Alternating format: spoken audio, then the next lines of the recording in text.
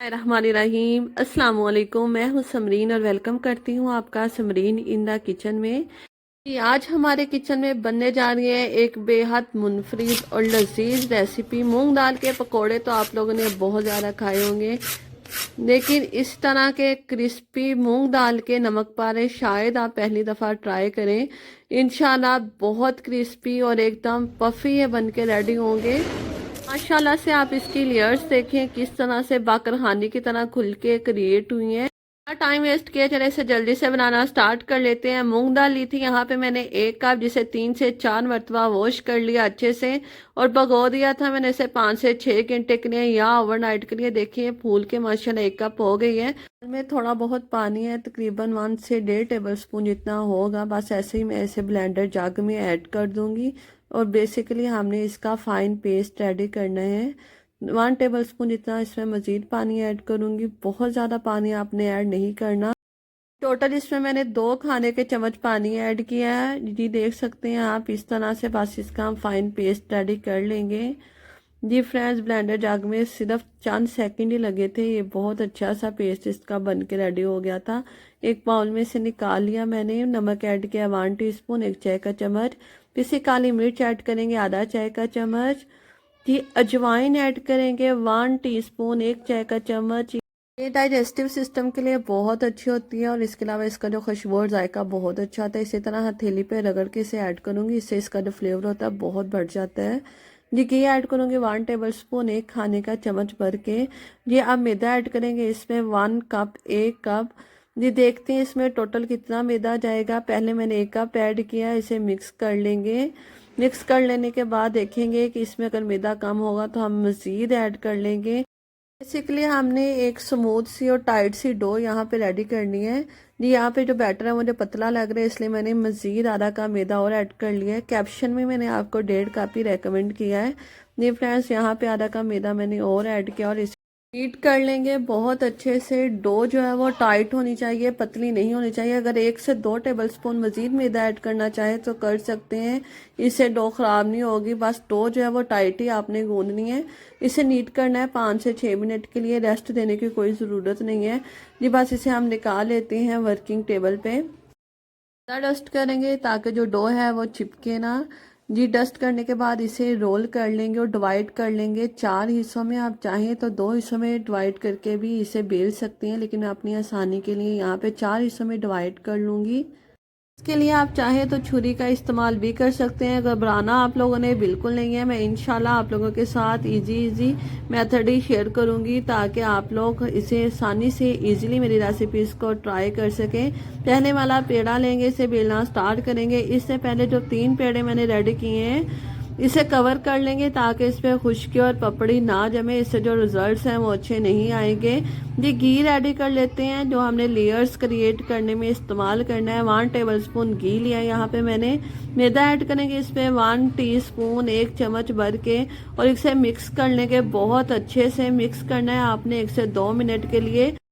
इससे बहुत अच्छी जो लेयर्स है ना हम क्रिएट करेंगे नमक पारों में, वो खुल के आएंगी जी। फ्रेंड्स, ये तो हमारी घी स्लरी सी रेडी हो गई है। ऐसे कर देते हैं साइड पे जी। फर्स्ट वाला हम पेड़ा लेंगे, उसे बेलना स्टार्ट करेंगे जी। बेलना आपने कैसा है, लंबा चौड़ा टेढ़ा मेढ़ा जैसा मर्जी बेल लें, कोई टेंशन वाली बात नहीं है, लेकिन आपने इसे बिल्कुल पतला बेलना है। जितना आप इसे बारीक और पतला बेलेंगे उतने ही रिजल्ट्स जो हैं वो शानदार मिलेंगे जी। फ्रेंड्स, बेलने के बाद जो हमने घी रेडी करके यहाँ पे रखा हुआ था वो इस पे अप्लाई कर देंगे। घी कितना अप्लाई करना है जी, फर्स्ट वाली लेयर पे हम अप्लाई करेंगे 1 टीस्पून, 1 चाय के चम्मच इतना, और इसे ब्रश की मदद से इवनली हमने फैला देना है। और इसके बाद अच्छा सा हम इसके ऊपर मैदा डस्ट करेंगे। मैदा डस्ट करने से जो लेयर्स हैं वो बहुत अच्छी खुल के आती हैं। जब हम बल वाले पराठे बनाते हैं तो वो भी इसी मेथड से बनाते हैं जी। मैदा ऐड कर लेने के बाद इसकी जो फोल्डिंग का मेथड है वो बहुत ध्यान से देखिएगा। वीडियो को स्किप आपने बिल्कुल नहीं करना, नहीं तो जो रिजल्ट्स हैं आपको वो बेहतरीन नहीं मिलेंगे, लेयर्स अच्छे से क्रिएट ही नहीं होंगी। तो फिर आप कहेंगे कि हमने रेसिपी तो एज ही ट्राई की है लेकिन हमारे अच्छे नहीं बने नमक पारे। इसलिए मैं कह रही हूँ कि वीडियो को आपने बिल्कुल स्किप करके नहीं देखना और बहुत गौर से देखिएगा इस मेथड को।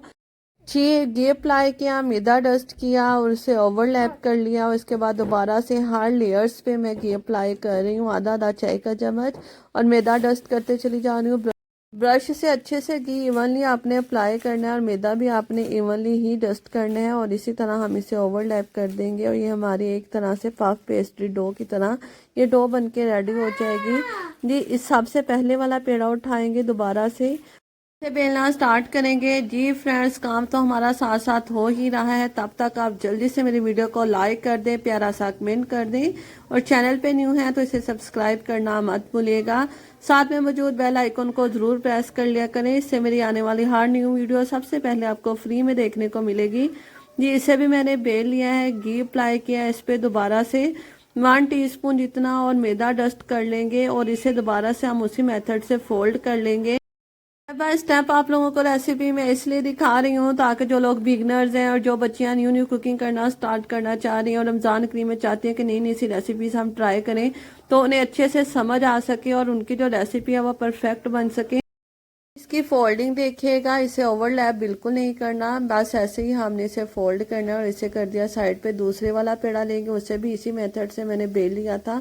बेलने के बाद घी अप्लाई किया। अच्छा, यहाँ पे एक चीज़ नोट कर लीजिएगा, जो फोल्डिंग वाली साइड है वो आपने नीचे रखनी है और दूसरी साइड ऊपर रख के फिर बेलिएगा। यही टेक्निक्स होती हैं पफ पेस्ट्री की जी। फ्रेंड्स, बस पेड़े तो हमारे रेडी हो गए। जो पहले वाले 2 पेड़े हैं उनका क्या करना है वो भी मुझे नहीं चाहिए, मुझे बस इतने ही नमक पारे चाहिए तो उन्हें मैं फ्रीज कर लूँगी। चीज़ जिपलॉक बैग ले लिया, यहाँ पे मैंने बस सिंपली इसमें हम रख देंगे ये वाले पेड़े।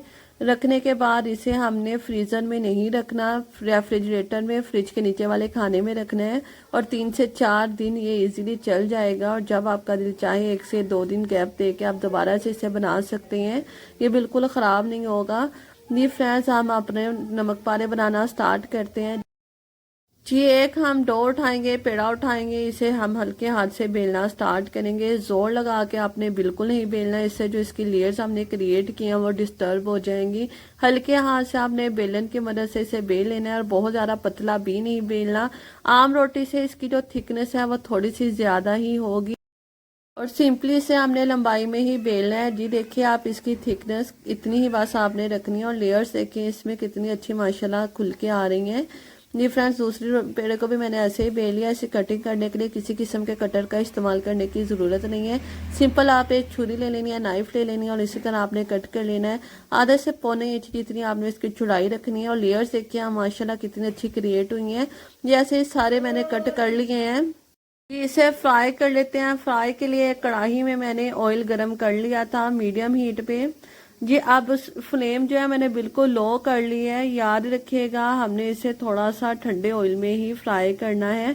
फ्लेम बिल्कुल लो करके हमने इसमें नमक पारे ऐड करने हैं। फिर से रिमाइंड करवा दूं कि इसे हमने ठंडे ऑयल में ही करना है फ्राई, बिल्कुल तेज गर्म ऑयल में हम इसे फ्राई नहीं करेंगे, नहीं तो इसकी जो लेयर्स हैं वो खुलेंगी नहीं जी। फ्राइंग टाइमिंग टोटल इसकी है 6 से 7 मिनट। आपने पेशेंटली सब्र से इसे 6 से 7 मिनट के लिए लो फ्लेम पे फ्राई कर लेना है।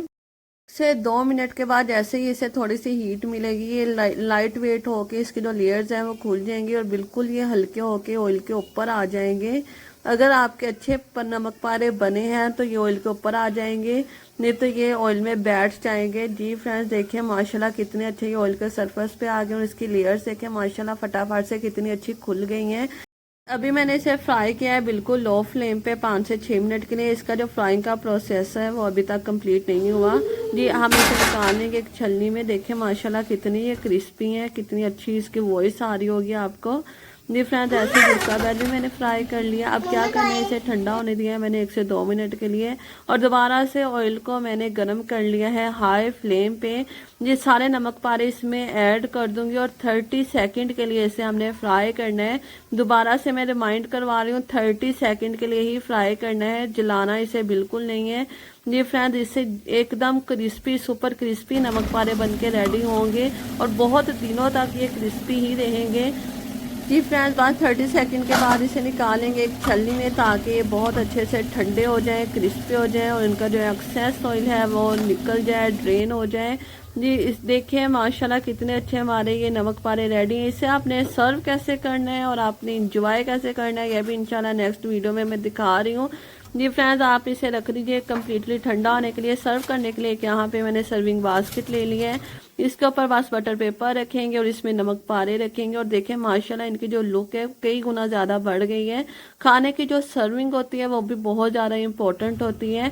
खाना देखने में अच्छा लग रहा हो तो फिर ही खाने को दिल करता है। इसे सर्व करेंगे केचप के साथ। आ रही हूँ आपको माशाल्लाह कितनी अच्छी लेयर्स खुल के आई है, एकदम बाकर खानी जैसी।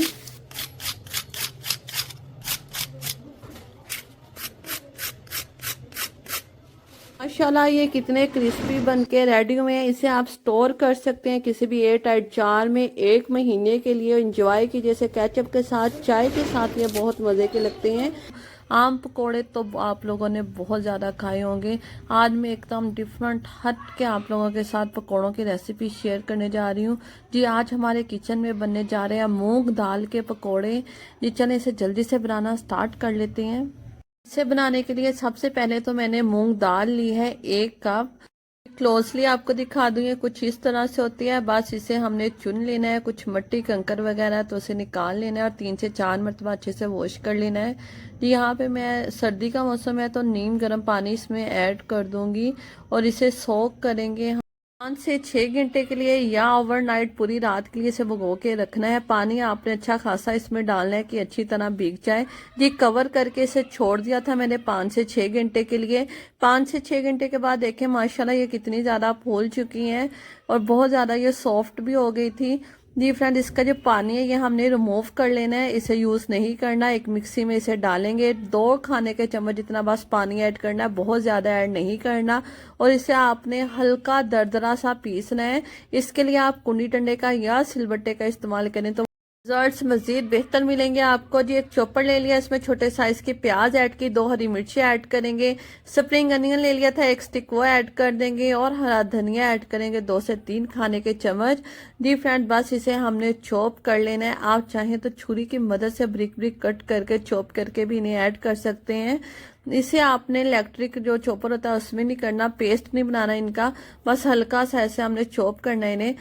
की दाल का भी आपने पेस्ट नहीं बनाना, उसमें हल्का सा दाल का दाना रह जाए तो पकोड़े एकदम सुपर क्रिस्पी और डिलीशियस बन के रेडी होंगे। चलिए इसमें स्पाइसेस ऐड कर देते हैं। नमक ऐड किया 1 टीस्पून, 1 चाय का चम्मच। पाउडर ऐड करेंगे आधा चाय का चम्मच और साथ में यहाँ पे मैं जीरा पाउडर, हल्का दरदरा सा कुटा हुआ जीरा ऐड करूंगी 1 टीस्पून, 1 चाय का चम्मच। सूखा धनिया यहाँ पे है मेरे पास दरदरा कुटा हुआ 1 टीस्पून, 1 चाय का चम्मच।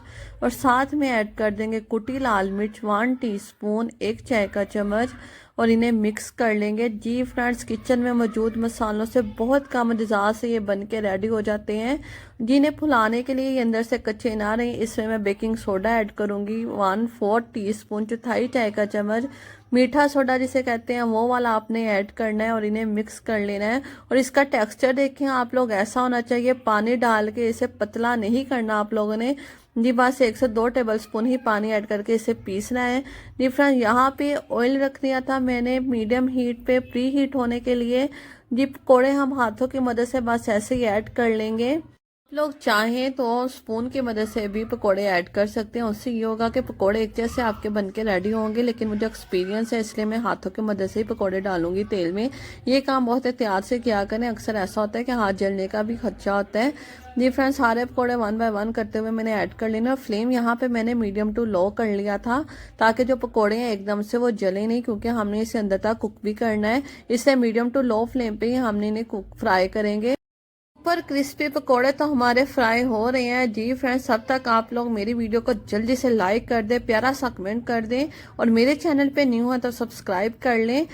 साथ में मौजूद बेल आइकन को जरूर प्रेस कर लिया करें, इससे मेरी आने वाली हर न्यू वीडियो सबसे पहले आपको फ्री में देखने को मिलेगी। इन्हें उलट पुलट करते हुए हमने फ्राई कर लेना है जब तक इन पे खूबसूरत सा गोल्डन ब्राउन सा कलर आ जाए। और इसे फ्राई किया है मैंने मीडियम टू लो फ्लेम पे ही। और जब हम इन्हें फ्राई करके निकालेंगे तो फ्लेम को 1 मिनट के लिए हाई कर लेंगे। इससे ये होगा कि पकौड़ों ने जितना भी ऑयल अगर अब्जॉर्ब किया होगा तो वो निकल जाएगा। इतने क्रिस्पी और डिलीशियस ये पकोड़े बनेंगे, यकीन माने कि आप लोग प्याज और आलू के जो पकोड़े होते हैं ना उन्हें तो बिल्कुल भूल ही जाएंगे और इन्हें बनाना ही पसंद करेंगे। बोनस टिप आप लोगों के साथ शेयर करती चली जाऊं, अगर आप लोग चाहें तो इनका सालन बना के भी इंजॉय कर सकते हैं। ग्रेवी बनाएं और इसमें ये ऐड करें और यकीन माने इतना डिलीशियस आपका सालन बन के रेडी होता है कि सब उंगलियां चाटते रह जाएंगे। जी फ्रेंड्स, मैंने तो पकोड़े बना लिए और इंजॉय करने जा रही हूँ इसे रायते के साथ, केचप के साथ। और आपने बना के मुझे फीडबैक जरूर देना है कि आपके दाल मूंग के जबरदस्त से क्रिस्पी से पकोड़े कैसे बने। मेरे प्यारे प्यारे व्यूवर्स की अगर किसी भी रेसिपी की फरमाइश है तो मुझे कमेंट सेक्शन में ज़रूर बताइएगा। इंशाल्लाह मैं आपकी फरमाइश ज़रूर पूरा करूंगी और मिलेंगे इंशाल्लाह ऐसी ही डिलीशियस सी डिफरेंट सी और मज़े की रेसिपी के साथ। तब तक ये रखिएगा अपना ढेर सारा ख्याल। मुझे दीजिए इजाज़त। अल्लाह हाफिज़।